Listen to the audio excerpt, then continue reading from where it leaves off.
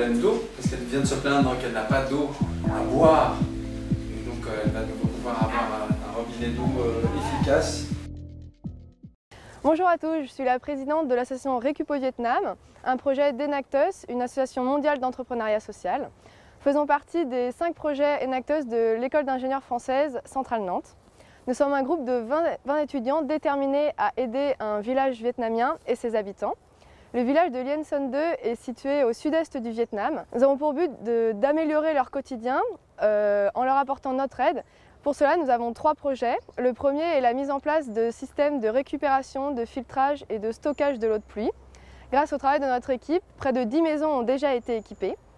Le second projet est l'éducation des enfants à travers l'enseignement ludique de l'anglais à l'école du village. Et le troisième projet est la promotion de l'artisanat local et de la culture raglaï à travers la mise en place d'une coopérative qui permettrait de vendre un instrument de musique traditionnel, le chapi, et certains outils fabriqués par les villageois. À ce stade du projet, l'action sur place peut se décomposer en 2 parties principales. D'abord la mise en place d'un système de récupération de l'eau de pluie et ensuite la recherche de solutions de filtres pour la rendre potable. Le système de récupération peut lui-même être décomposé en 2 parties.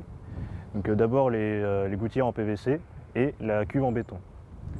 D'abord on installe la gouttière sur le toit de la maison concernée et ensuite avec l'aide d'un maçon du village, on construit un socle en béton et sur lequel on va ensuite placer la cuve. On met ensuite en place le robinet ainsi qu'un petit filet à l'interface entre la gouttière et l'entrée de la cuve de manière à empêcher les grosses impuretés d'y rentrer. Tous ces matériaux sont achetés sur place au Vietnam. Vient ensuite la conception du filtre, qui n'est pas encore totalement défini.